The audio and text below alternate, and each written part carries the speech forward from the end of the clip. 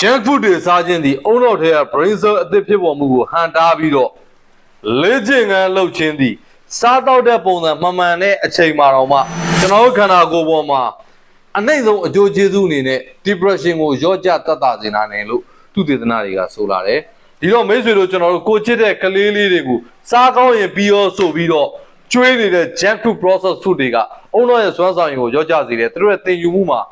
negative ဖြစ်စေတယ်အုံနောက်စွမ်းဆောင်ရည်ရော့ကျသွားတဲ့ကလေးတယောက်အနေနဲ့ဒီလောက်တိုးတက်နေတဲ့ခင်မှာသူများနဲ့ဘယ်လိုရှင်းမလဲနောက်တစ်ချက်ပြည့်စုံမှ diet မှန်မှ lifestyle မှန်မှလေ့ကျင့်ခန်းလုပ်မယ်ဆိုခင်ဗျာကြံခဲ့မှာဖြစ်တယ်အဲ့တော့ကျမ်းမာခြင်းသူတယောက်အနေနဲ့ diet မှန်မှန်ဘူးဆိုရင်တော့မှလေ့ကျင့်ခန်းလုပ်ခြင်းကကျမ်းမာရေးအတွက် depression အတွက်ကောင်းမွန်တဲ့အကျိုးကျေးဇူးတွေရှိတယ်လို့ဆိုတဲ့အတွက်မိတ်ဆွေချမ်းသာသည်ဖြစ်စေ